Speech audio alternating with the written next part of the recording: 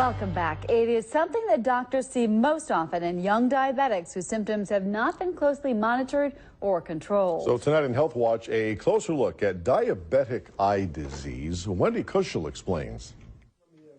Glaucoma specialist Dr. Joseph Berman and vitreoretinal surgeon Brian Perkovich with Aurora Baycare recently teamed up to care for Brandon Tangway of Marinette. I wasn't taking care of myself the way I should have been. He's been diabetic since he was 9. It started out with just the white spot in my right eye, and I came down here and he took a look in my eyes and realized just how bad everything was, and it got to the point where I couldn't drive. Turns out he was having complications with his diabetes in his retinas, which in Brandon's instance were literally threatening to make him blind. He had not only bleeding in the back, abnormal blood vessels, but he had resultant glaucoma from that.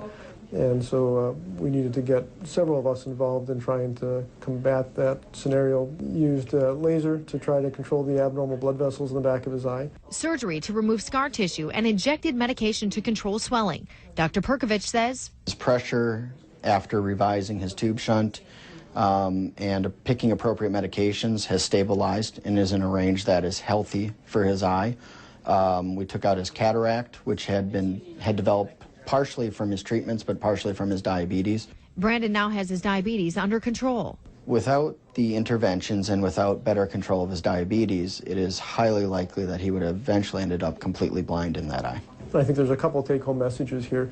One, that if you're diabetic, the importance of controlling your blood sugars, your blood pressure, your cholesterol are really paramount to trying to delay or prevent these sorts of complications.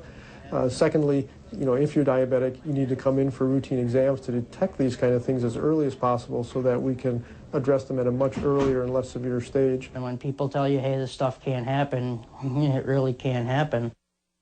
If you have more questions about diabetic eye disease, you can call Aurora Baycare or email healthwatch@aurorabaycare.com. That's Health Watch. I'm Wendy Kushel, Local 5 News HD. Thank you, Wendy.